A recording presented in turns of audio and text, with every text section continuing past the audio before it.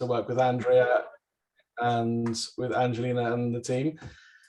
I've been asked to kind of give you an overview this evening of 360 Carbon, which is a carbon footprinting tool designed for use, originally designed for use by churches, but as Andrea has told us, we've adapted it, modified it to work for synagogues, because as she says, we have a lot in common in terms of how our worship spaces operate. So what I'm going to do is I'm going to spend probably the next 20 minutes or so, maybe a little bit longer, running you through how 360 Carbon works and how you can think about using it for your synagogue. So without further ado, I shall share my screen. This is a completely online tool, free to use for any synagogue that wants to use it. So the first thing to note is that we actually have a specific page for EcoSynagogue. The main tool itself is accessible by 360carbon.org, and on that page, in fact, I shall just take you there very briefly so you can see what you might find. When you arrive at the website, you could, if you wanted to, sign up straight away for an account and get going. Because of this connection with EcoSynagogue, you're better off hitting the EcoSynagogue page, which will, if you're not already on EcoSynagogue, it will encourage you to start there, because that is the best place to start, because EcoSynagogue will give you the context for the work you'll be doing in terms of carbon footprinting. Without that context, carbon footprinting can seem a bit of a strange exercise, but putting it in the context of the life, the worship, the activity of a whole community gives it a bit more, makes a bit more sense of the whole thing. We've created an incredibly easy sign-up process. We don't want to put anybody off. All we need from you is a name and an email address, and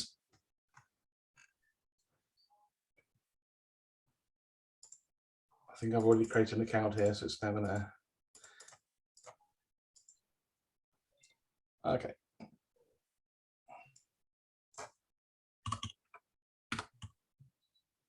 One of the joys of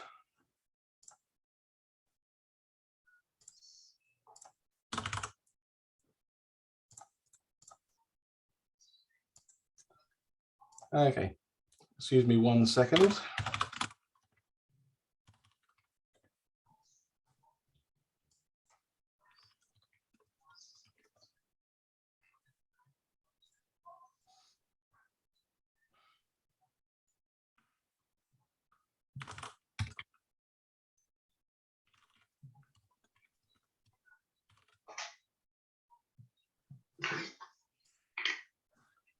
All right, sorry, apologies there. Once you've created, once you've given us your name and your email address, you'll be straight into adding a password to your account. And after that, you'll be taken straight to setting up your synagogue. One of the things we want 360 Carbon to do is to allow you to take account of all of the activity in your synagogue. The first step is naming your synagogue and then identifying your location. You can either do this through a postcode, or if you're feeling particularly ambitious, you can pinpoint your synagogue on the map. I'm actually going to use my own postcode. So if you ever come down to Frome, this is down in Somerset, this is where you'll find me. Because synagogues can operate in different ways, you have access, you have different buildings, different ways of operating. One of the things you can do is you can add buildings to your synagogue. We start off with simply a main building. That is there whatever you do, but if you have, for example, a hall that is used by the synagogue or used by the community, you can add that as a new building. And what this will do is, when you do a carbon footprint, that information is copied into the carbon footprint, and particularly for energy will be something you can calculate the carbon footprint of each individual building. But what it also means is that if things change, if you end up buying another hall or another building that will be associated with your synagogue, you can add it to the synagogue without it affecting previous footprints. So you can keep track of what's happening over time. So once you've added your synagogue, you'll be taken to the dashboard, which is the normal place you'll actually arrive when you sign into 360 Carbon. And at this point, you'll be able to either start a new footprint, or you can invite people to join you on your carbon footprinting journey. We'll have a quick, very brief look at that. The idea here is that it's actually easier to work together on this stuff. Although we've tried to keep everything as simple as possible, there is a certain amount of information that will need to be gathered to complete a full carbon footprint. And it's sometimes useful to be able to get other people involved with that to help you, and who can come in, have a look, put in the information and be part of the whole process. So as you can see, we got a kind of summary of what's already going on in your group. As the first person to sign up, you'll be the owner of the group, and you can add up to 5 more people who will either be able to edit footprints or create them from scratch. But the main thing, what we're all here for, is actually getting on with the footprinting. So one of the things that you'll need to consider when you do a footprint for your synagogue is what will be the year that you want to cover. Typically, the first time you do a carbon footprint, you're setting a baseline, so the point from which you'll monitor and follow your progress. As we've all lived through the last 2 years with COVID, one of the questions that comes up regularly is, what do we do about COVID? Because it had such an enormous impact on activity, whether that's meeting together, whether that's travel, anything to do with the life of the synagogue, that it's sometimes difficult to know where to start. If you carbon footprint for 2020 or even 2021 in some instances, things were so different that you might not actually end up with a good reflection of your synagogue's normal carbon footprint. So the one option is to go back to 2019, almost you could say like our last normal year, or because we're only partway through 2022, is wait until we've had a complete year and actually start footprinting January next year for the previous year. In our instance, we're going to look at footprinting for 2019, setting our base year and going from there. So you can choose the month that you begin and from a selection of years. We would recommend that you actually do the carbon footprint year to match your synagogue's financial year. This just makes it easier because actually some of the information that you're going to need is based on accounting data. So if you have data for the whole year, it just makes things fractionally easier. So 360 will always default to January for whichever year you choose, but you can start elsewhere. Okay, this is the calculator itself. One of the things to point out is throughout the calculator, you will see a series of blue boxes which contain useful information about how to complete that section. They're also scattered throughout are these little question mark icons, which will just give you more information about what that particular field in the question in the section is looking for. The point of this first page is to get you to tell us about your synagogue. Who is using the synagogue?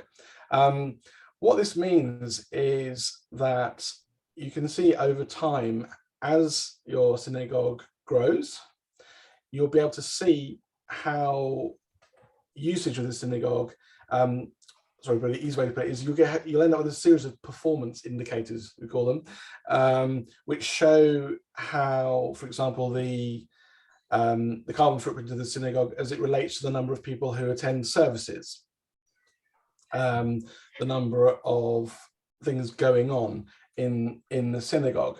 And what this means is, as I say, as the synagogue grows, as the community changes, you will retain a good idea of what's happening with the carbon footprint on in effect, a sort of per person basis, or on the basis of how many hours the synagogue is used.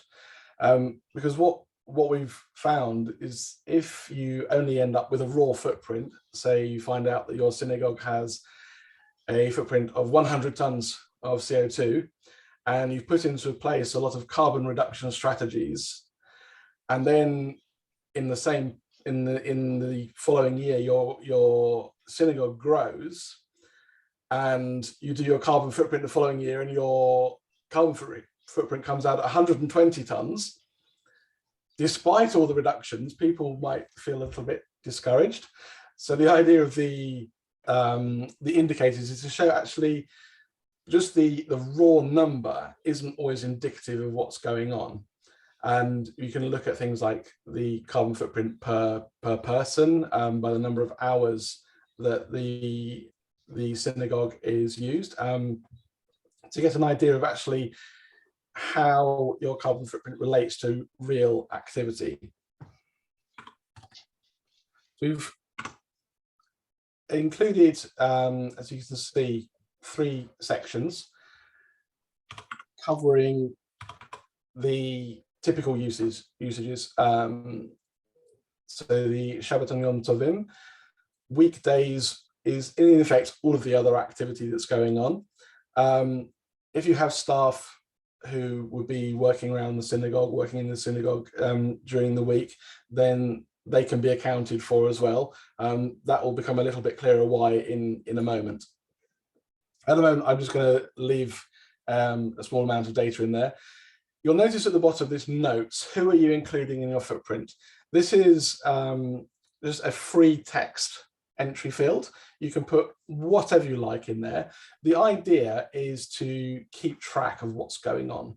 For example, if you have a youth group that meets once a week and they're using the synagogue building during that week, you can include them as a note at this point, so that you know when next time you do your carbon footprint that, yes, we need to remember that we're taking account of the youth group's activity.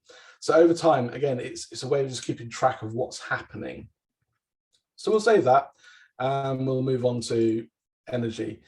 For most synagogues, this is probably going to be the largest part of your footprint. And as you can see, we've got our main building showing up here, but we also have the hall that was added when we set up the synagogue. So you can keep track of energy across different buildings. Generally, we suggest that if you have separate electricity meters or separate gas meters, then add each of those buildings, each of those meters as a building when you set up the synagogue. Otherwise, just kind of lump it all in under the main building.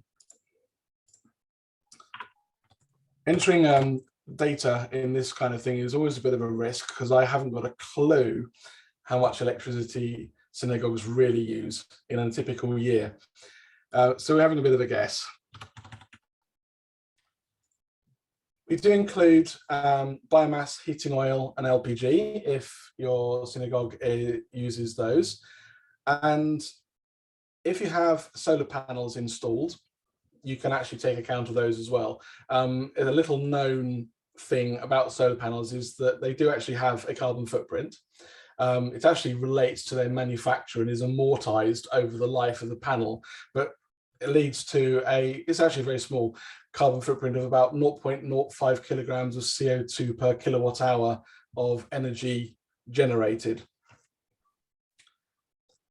So once you've entered all of your data, you just click on calculate. It will give you a figure and you can save it into your carbon footprint. and then move on to the next section. So here we've got travel. Most simply, the congregation's travel and any staff travel. Now, anyone who's spent any time looking at carbon footprinting might think, hang on a minute, why are you including the congregation at this point? Because their travel doesn't actually belong to the synagogue. This is true. Typically, when we're doing carbon footprint audits with organizations, we wouldn't include, or you don't always include, staff commuting. And even then, with staff commuting, they kind of have to be there. For a congregation in a synagogue, you don't have to be there. It's your choice. And as I say, effectively the synagogue doesn't own the carbon emissions of how you might travel. But where this is useful is it can be useful to see the extent of a community's carbon footprint, kind of keeping in mind that the synagogue is definitely more than the building.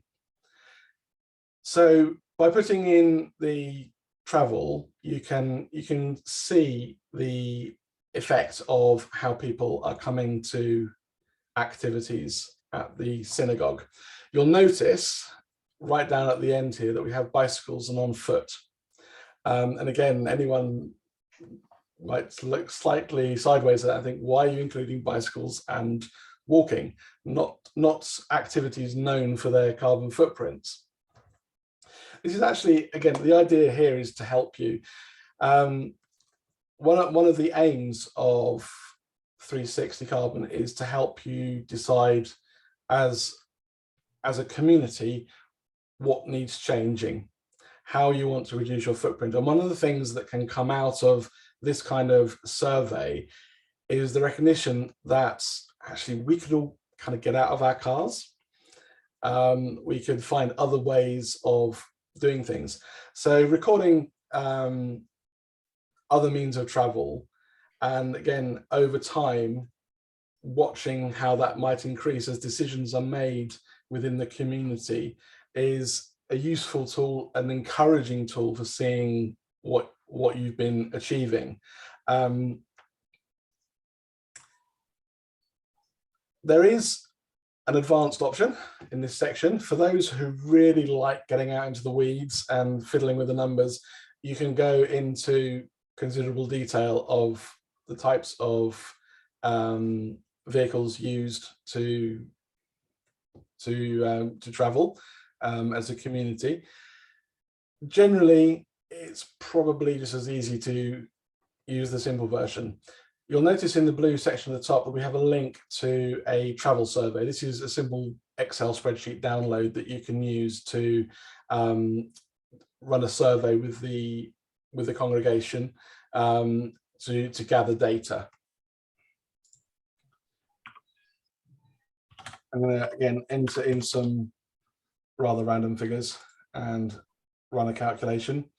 As you can see, as we add numbers, you can recalculate. You don't have to do everything in one go, which is probably worth pointing out. The whole calculator, it's not expected that you will sit down and do this in one sitting.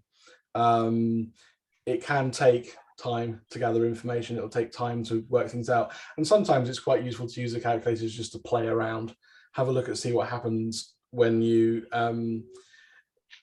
switch to, say, renewables. So I didn't point that out in the energy section. You can account for renewable energy, and you can see the difference that makes in your synagogue's carbon footprint. We also have, as you will notice, staff travel. So that's held separately from the congregation's travel. So put in some information there. Again, it'll give an amount and a total for the section. We've incorporated a section on flying. We're quite conscious that it's unlikely that people will be flying to get to the synagogue, although our friends in the US may. I know you guys travel long distances at times. This is aimed more at staff travel, to take account of any activity that would be staff flying for purposes of synagogue business, if you like. So if your rabbi was on flying as part of a conference that was directly associated with your synagogue, you might like to include their travel in this section. Generally, this one doesn't get used so much. The next section is, as Andrea kind of mentioned, is probably one of the most interesting ones, and working with Andrea on this was enormous fun. I've learned an incredible amount about Kiddush meals, and thanks to Andrea's generosity, I've also sampled some of what you have in the Kiddush meal. In the original 360 carbon calculator for churches, we included the typical things that you find in churches in the UK, which is cups of tea, cups of coffee, cups of juice, and then varieties of biscuits. And as Andrew said, when we started talking about what churches and synagogues have in common, one of the things we first found was that they do not have food in common. And we wanted to take account of that in a way that would best serve synagogues. So as you can see here, we have Shabbat Kiddush and Yom Tovim Kiddushim as well. The idea is simply that you put in the typical number of people served at the meal and the number that you would have in a typical year. And I can imagine, as you're coming from different synagogues in different places around the UK, you're going, oh, but we all do different things. We have tried to take account of that. You'll notice the little option here, show details. So with Andrea's help, we based the carbon footprint for an average Kiddush on a survey that Andrea carried out. She talked to loads of people to find out what they do at their synagogue. And we very quickly realized that, yes, there's some commonality, but different synagogues will still do different things. So what we've done is you can actually select or deselect any of the options from the list. It will actually, on a per person basis, it has a fairly small impact on the carbon footprint. But one of the things, we thought it was important that synagogues would be able to choose. If, as time goes on, you find that this just really isn't matching what your synagogue does, then get in touch, because we can change things, we can update things, we're always happy to try and make this work. I'll come to another potential feature in a few minutes that will help on that score. But this is the place for Kiddush meals. So once you've added the numbers, again, you can calculate and you'll get an estimate of the carbon footprint. We've also included down here at the bottom more general meals that may be served. For example, if you're having groups that come in during the week and you prepare meals for them, you can add them in this section. The carbon footprint there is based on a typical, well, you see meat, different types of meat, fish, vegetarian, and vegan options. After food, we come to expenditure. This is where you'll want your accounting data. It's possible to relate the carbon emissions from an activity to the amount that you spend on that activity. And we're using a set of data produced by the UK government, by DEFRA, that relates pounds spent to the activity. And for the Hazon folk, I've recently come into possession of a similar set of data from the EPA for the US. So we have a similar set of data available for activity in the US, which hopefully will be of some use. Again, it's kind of difficult to know what might be spent in a year on different activities. So just put in some fairly random figures. Again, you might want to talk to your finance people, and they can give you the information required for this. And finally, we come to waste and water. Again, this actually makes up is going to make up a fairly small part of most synagogues' footprints. It would be kind of more on the optional side of things in terms of recording. If you want to hit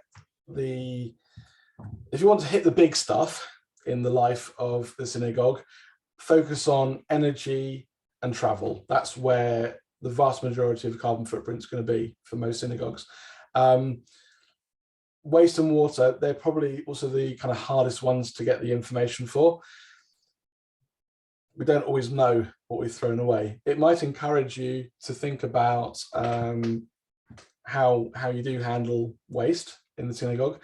In fact, visiting New North London Synagogue on Sunday afternoon, one of the amazing things is near the entrance is a series of different recycling containers, which is brilliant to see, because it means as you come in, everyone knows that that's a priority, taking care of the environment in that way of getting recycling done. And I'm guessing at New North London Synagogue, you know almost exactly how much waste you're recycling. So that can go in here. What we typically find with water, if you only know how much is coming in, generally speaking, it'll be the same amount going out. So just put in the same number in both sections. There are a variety of different sizes of wheelie bins, bin bags, and if you actually know the weight of waste that you're disposing of, you can put that in directly.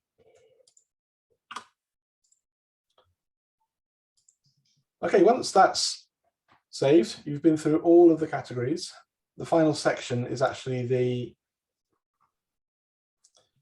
summary of the synagogue's footprint. As you can see at the top, we have the 2 performance indicators. Do bear in mind that those are completely made up numbers. So we've got roughly 10,400 people passing through the synagogue in the year, and the buildings are used on average 208 hours for the year, which obviously you just simply divide the carbon footprint by those values, and you get your result. There's then a summary, graphs, and you can drill into more detail on the items in the footprint as you go. One of the options is to download your footprint. Usually quite a good idea to keep a copy on record. You can come back in any time and look at your carbon footprint, but it's handy to be able to pass it around to other people, show them what you've been up to. There's also the option to share your carbon footprint directly through the website. Once you're done with the carbon footprint, there is a section on offsetting. I'm not going to go into that at this point. You're free to explore that if you'd like to. We'll pop back to the dashboard, and you can see that your synagogue is already showing that you started one footprint. You can get in there, you can edit the footprint, which will take you back into the calculator that you've just seen. You can start another footprint from the same place, or if you want to, you can get rid of it altogether. That really does conclude a whistle-stop tour of how 360 Carbon works. The last thing I just want to show you, as mentioned before, it's not online yet, but will be in the next week or so, is we're adding a feature to book a chat, which actually, a secret between you and me means you'll be talking to me, because I'm the only one working on this at the moment. If you would like to simply like to talk to someone about how your synagogue can use 360 Carbon, if you want to talk to someone because you've got a little bit stuck, you don't quite know what to do, then come here, book a chat, and we'll talk. One of the things we want to do is make 360 Carbon accessible, easy to use, and we want to be available to support you in using it so that you get the most out of it, that it actually helps you achieve your aims as eco-synagogues. From our point of view, 360 Carbon, we hope, is a useful tool, but what really counts with this kind of thing is the people, the communities that are using it, and how we can support you to move forward on your eco-synagogue journey. So for those kind of, you're getting the preview, no one else has seen this. This will be coming online in the next week or so, but please do get in touch, have a chat. We'd love to help, want to help you find your way through things and to get the most out of this tool as possible. Okay, I shall pass back to Andrea.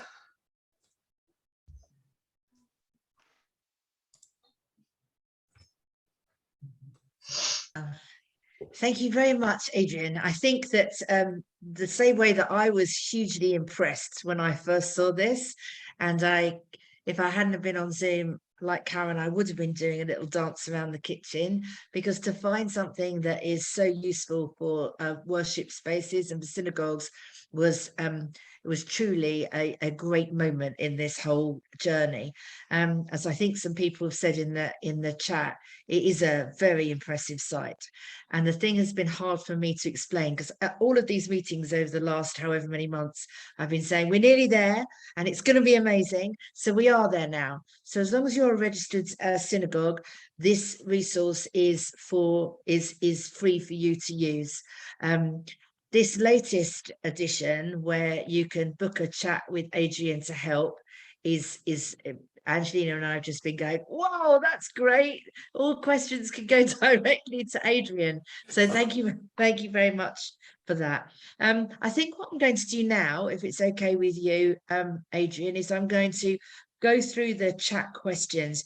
I was going to come to everybody individually, but bearing in mind it's 8:20, I think I might just ask you as we go on.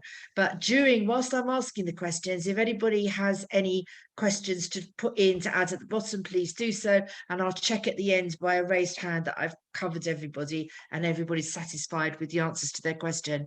So the first question that we had was from Mark at the Ark Synagogue. How have others measured the travel of their congregants? Yeah, it's a good question.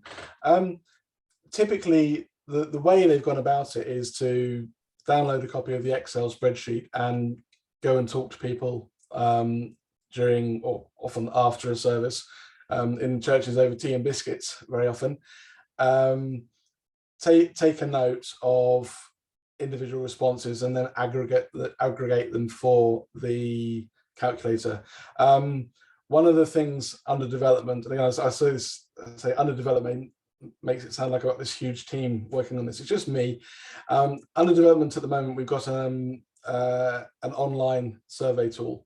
So you will be able to send out a link by email and people will be able to fill in exactly what they do, and then that'll all be collected for you.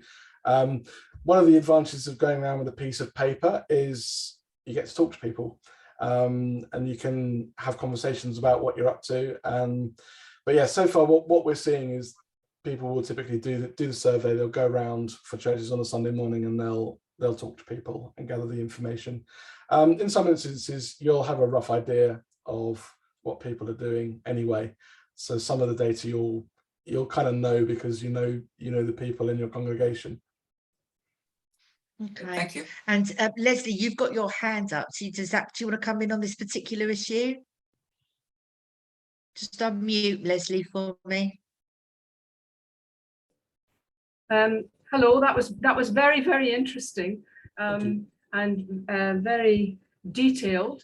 I have two comments. One comment is what you said just now, and that is that we can't go around with a piece of paper during our services on Shabbat and festivals because we're not supposed to write. In Orthodox festivals, we don't write down things. So that's just one response. I'm a bit confused about how we can gather information for a whole year. If we're looking back to the beginning of 2022, at the beginning of 2023, and we're trying to gather all this information, I'm not quite sure. I mean, obviously finances we'll have for a year, but asking people how they've been traveling, that's a lot looking back.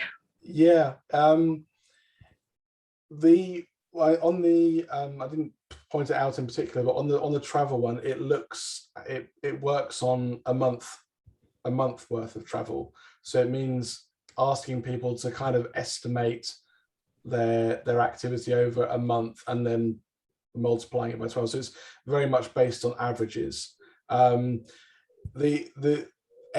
Anytime carbon footprinting comes up, one of the issues you come up with is that unless you have very, very, very specific data, so almost to the point of, do you know exactly what car they're driving, any footprint that you calculate will be slightly wrong, because behind the scenes you're always going to be using averages for vehicle types, vehicle sizes. So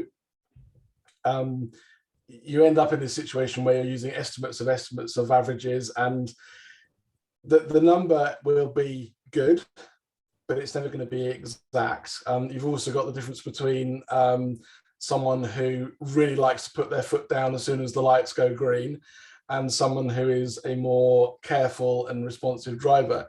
Mr. Leadfoot is going to have significantly higher emissions.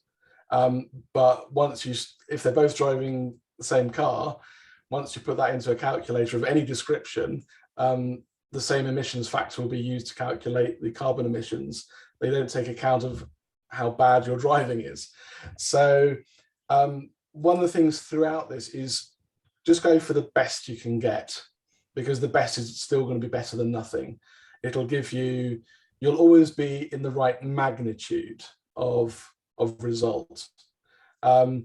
With things like energy, that's again where your finance team might be able to help, because hopefully they'll have the bills on file and you can refer to them. This is why it's very useful to keep your finance people sweet. They'll help an awful lot. For the rest, I say it's go for the best that you can get, and don't panic too much. There's sometimes a little bit of a mystique with carbon footprinting and this whole space. The reality is it's not rocket science, and if you can multiply two numbers, you can do a carbon footprint. It's not that difficult. And as mentioned, we're here to help. If you get stuck, and just get in touch. I'll pop my email address into the chat as well. And I'm very happy for people to contact me, whether that's with comments or questions. But yes, and Leslie and John, thank you. I totally take your point on noting down responses. One of the things I have very much appreciated working with Andrea and Angelina is how much I've learnt, and I'm still learning. So thank you for bearing with me. So am I. Okay. Thank you. Right, thanks for that. Thanks, Mark, for that, and thanks, Leslie. So Kathy said, and let's just clarify, this is travel to and from the synagogue, isn't it? Only is it synagogue-related travel? Yeah, synagogue-related travel. Yeah. Okay.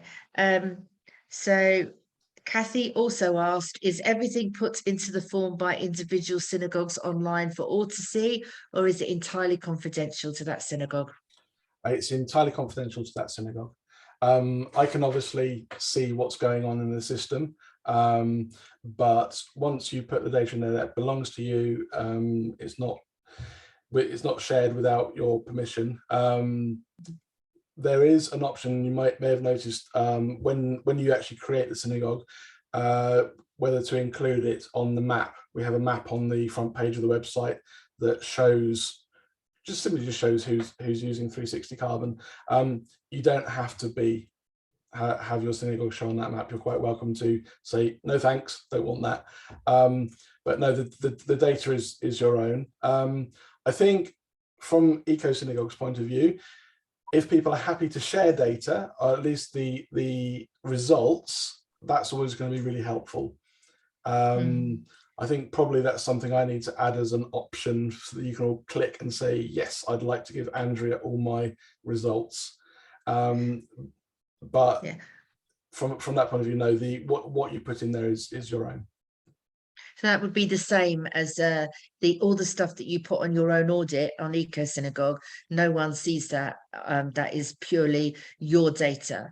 And if we look, Angelina likes to mine the information and put together some statistics, but there's no identifiable community with that. And exactly the same, if we wanted to highlight something from a specific community, we would never do that without permission.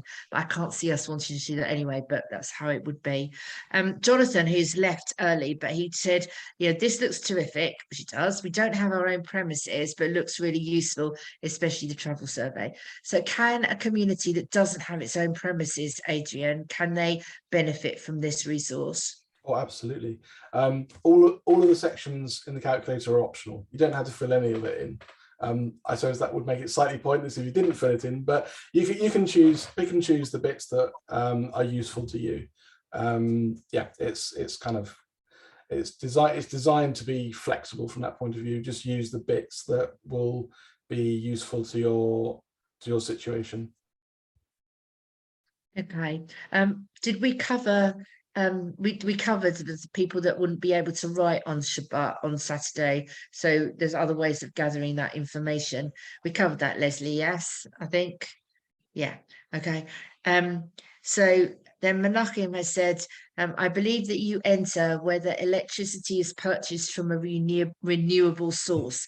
How does the system deal with this, considering that in practice you will always receive the electricity blend available locally from the national grid, regardless of who you pay your bills to? Oh, now there's a question. Yeah, I'm glad you're answering that one, because I didn't even understand. We could have a very, very long conversation about this. If you're interested, I actually do have a paper that I wrote on the subject. It's quite long. It's probably verging on boring for anyone who's really not into electricity. The short version, yes, you are getting what's just coming down the pipes. The fact is, in the UK, the fuel mix generally has a good amount of renewable energy in it. Yes, you're not getting those particular green electrons, but that energy is contributing to the overall mix. And as renewables increase in the UK, the overall mix will become greener. When you're on a green tariff, 100% renewable tariff, you're correct, you're getting the same energy as everybody else. But behind the scenes, the company attributes the electricity you've purchased to the generation of renewable energy from renewable sources. It's something that is kind of up for grabs. Ofgem, the energy regulator in the UK, is looking at the whole issue of how renewable tariffs are marketed to consumers, and there may be changes ahead. At the moment, the way the calculator works is if you say, for example, your energy footprint would be 2 tons of CO2. If you put in 50% renewables, it will then display 1 ton of CO2. This is reporting on what's called a market basis. So you're given the result based on what you have purchased. There is another way of accounting for the carbon, which is known as the location basis, which is based on the UK fuel mix. Typically, organisations such as synagogues and churches will report on a market basis. So if you're buying 100% renewables, as you would expect, your carbon footprint is considered to be zero. As I say, I've got a whole paper on this. If anyone's interested, just give me a shout. You know what? I think Menachem would be interested, because normally Menachem asks me these questions and I blankly look at him. So it's very nice to be able to introduce Menachem as somebody who actually knows what they're talking about. Menachem, if you take down Adrian's email address, I'm sure he'll share that paper with you. Where is the email address? It's just in the chat. Yes, I can see it. I can see it. You can see it? Thanks. Okay, Yes. good. The point I was Perfect. going to make, if I was doing the carbon calculation, we buy from a renewable source, I would take the mean CO2 per kilowatt hour that is published and take that as the figure regardless of where we're buying it from, because I think that's a fair thing. I mean, to give you a silly example, you buy yourself an electric car, you pat yourself at the back, you drive it home every night and plug it in to recharge it. At that time, it's time of peak demand, and a lot of the electricity is coming not from renewable sources. Although you've paid for the renewable sources, now you're getting it all from gas-powered generators. So it is a difficult thing, and the easy way is to just take the mean figure that is published. Yeah, it's definitely a subject that's going to become is as you say, as you mentioned, particularly with electric cars, is on people's minds. And I think in the next couple of years we're going to see the scene shift slightly as Ofgem tries to clarify. And I guess quite a lot of you already seen the accusations of greenwashing and a whole other stuff in the media related to 100% renewable tariffs sold by the likes of Shell and others, the normal kind of big companies selling supposedly renewable tariffs. Changes may come. At the moment, the standard is report on the location base, report on the market basis, whilst being aware that there's the location basis as well. On the calculator, we does actually say how much of your footprint is renewables as well. Thanks. Okay, thank you for that. I'm just going to, Karen has asked, could you speak to how one can add carbon offsets purchased into the database to account for that opportunity? I'm not sure whether we've got time to cover that here, unless you can do it in 1 second.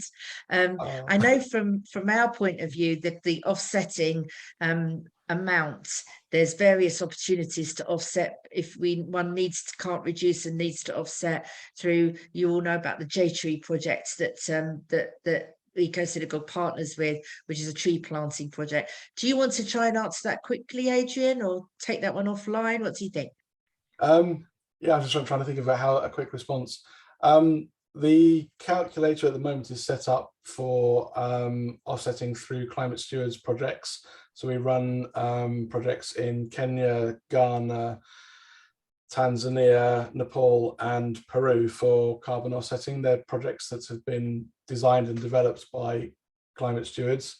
Happy to talk more about those to anyone that's interested, but as Andrea mentions, there's also J-Tree to consider, which we haven't quite worked that one all out yet. No, we haven't. Okay. Kathy makes an interesting point. She says, I think it will be interesting to have comparative figures for different synagogues anonymously and also churches, because we may have more to learn from them. That's so I'm guessing that will be part of what we do and what you do in terms of mining the information once people start to do you collect that kind of information at the moment, Adrian, from churches? Yeah.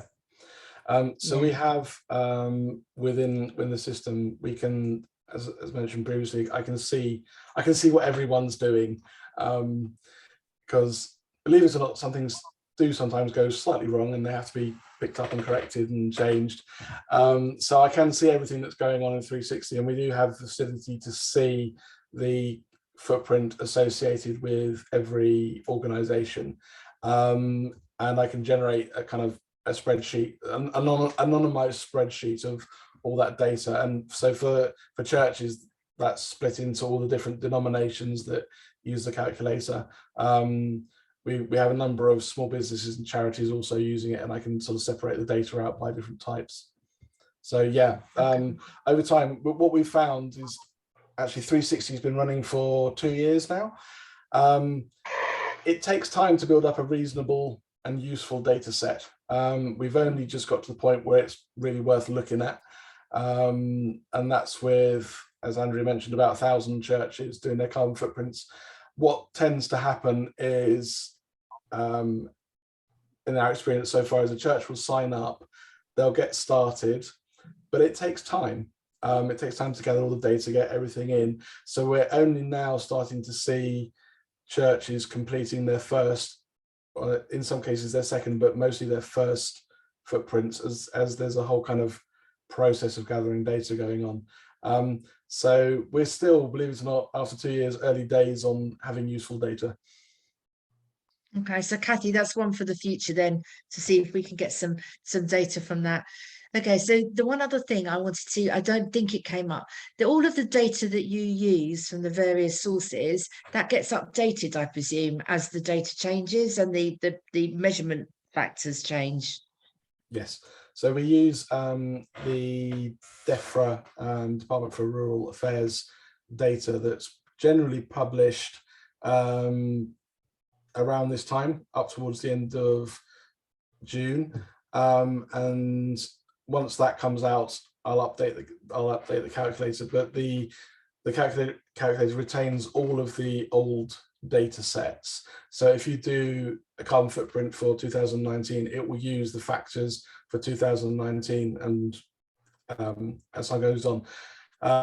So yeah, we do keep it all up to date, and I always attempt to get the new factors in within about 2 weeks. Wow, thank you. Right, I'm going to say a huge thank you to Adrian for covering all of that for us.